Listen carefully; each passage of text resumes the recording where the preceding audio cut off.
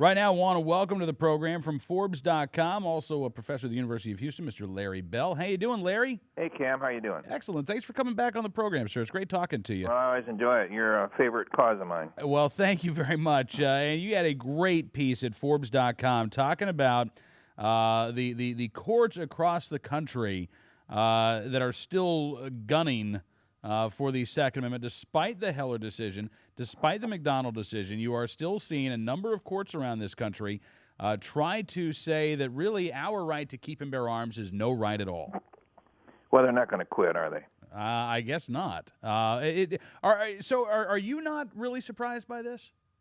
You know, there's so many cockamamie things going on right now. When you look at, of course, the Fast and Furious thing, I think, and I wrote in our earlier article, and you talked to me about that, I think a lot of people believe, myself included, that was all about targeting gun sales and about gun rights. So, and that, excuse the expression, I think it backfired on them. But I think we see so many policies now that have agendas that we're not really clear on. And sometimes they're combined agendas, like the climate stuff I write a lot about doesn't have to do with global warming or climate change. It has to do with demonizing fossil fuels and getting subsidies for green energy and so on. So I think that if we look at this legislation as all legislation, it's not as clear-cut as we like to see it. I think there's a lot of complex relationships and webs and so on. And the critical thing, of course, is what happens at the presidential level. And because we're seeing so many policies now that are being pushed, through the courts and through the presidential appointments, including the Supreme Court, that I think that's what we have to be very wary of. Well, I think you're right, and certainly should be. I think one of the things that voters keep in mind in the next 13 months or so, because President Obama, if he gets reelected, is very likely to get the opportunity to nominate one, perhaps two, perhaps as many as three new justices to the Supreme Court. And given the 5-4 decision in Heller and McDonald, we've 4 more years of President Obama nominating justices to the Supreme Court and certainly at the appellate level. I mean, that could be absolutely devastating to the Second Amendment. Well, I think it's even worse in the sense that maybe, although I never underestimate this Obama guy, if he's showing any kind of caution right now, at least, I'm sure there's a lot of things happening behind the scenes that we suspect. A lot of ways they're doing it, but right now I think he's got enough problems without getting union hunters on his back. Mm-hmm. But if the guy gets another 4 years, forget about it, because I think any caution and restraint that we might be seeing now because of his political problems will probably go away, and I think. He really won't care. I think they'll be pushing every kind of wild legislation they can muster in the last 4 years. I think that you're right about that, and I look, clearly the administration has gone out of their way to try to portray themselves as friendly to gun owners. You'll see the statements by Attorney General Eric Holder, for instance, saying that when it comes to Fast and Furious, we need to close quote unquote loopholes in our gun laws, which basically means no more private sales of firearms, no more semi-automatic rifles, perhaps even additional reporting requirements, perhaps a 1 gun a month limit.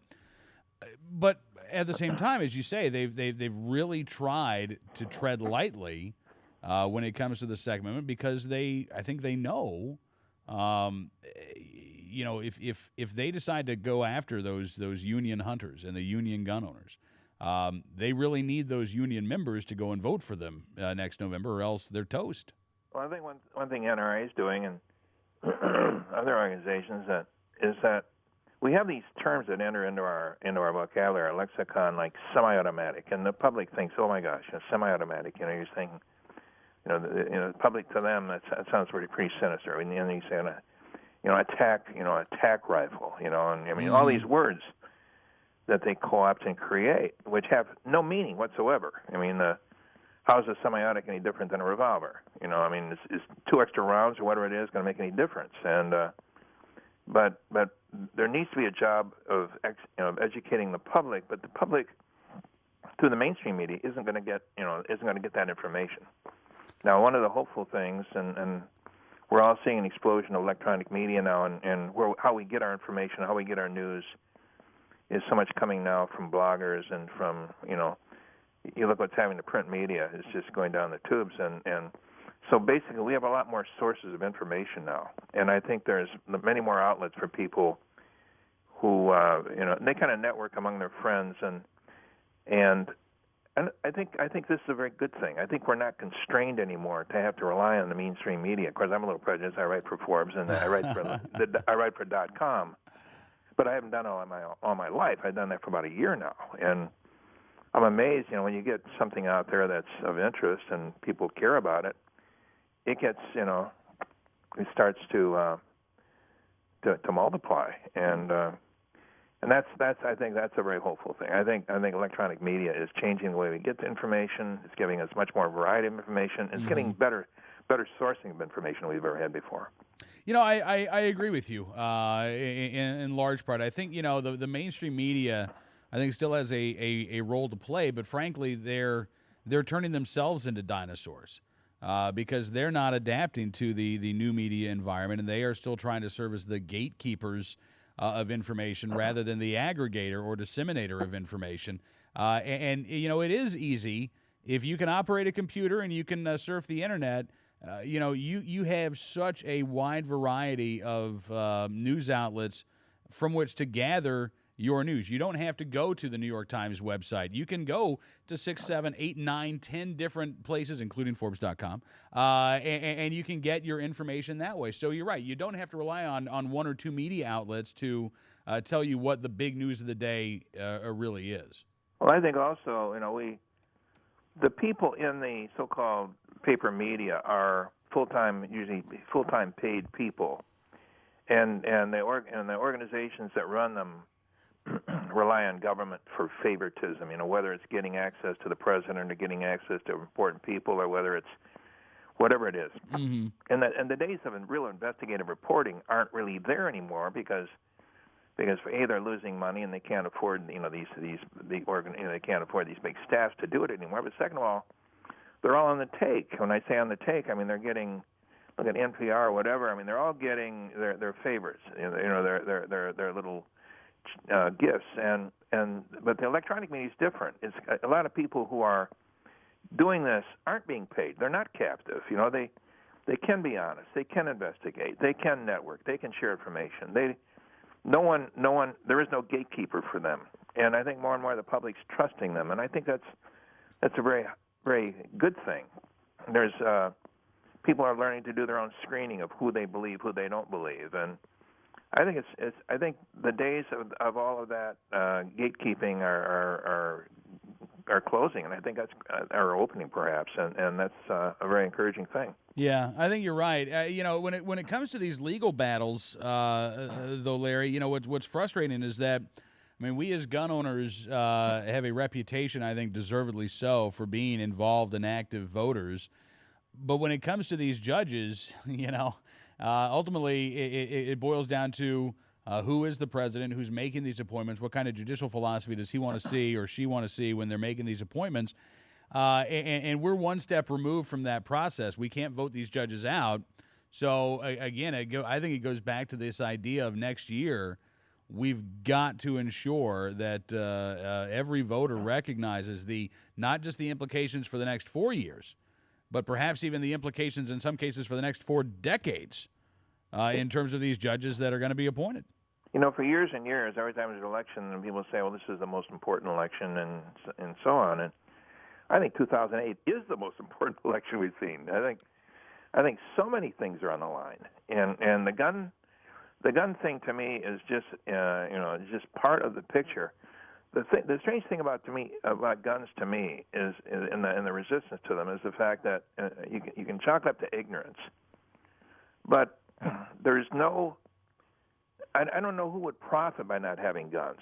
I mean, in the case of things like global warming and these other things, I can find all kinds of people that make hundreds of millions of dollars and billions of dollars from falsifying information. But it seems to me like this is just purely ideological and ignorance. It's there, no one has any reason. You trust somebody in a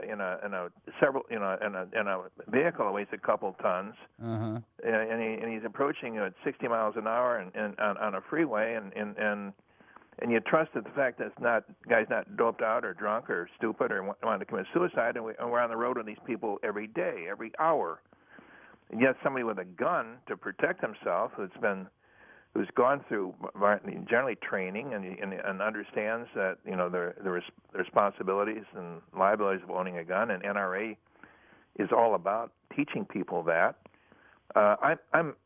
It's strange to me because I'm totally comfortable around people with guns. I shoot about once a week, and I'm totally comfortable around guns.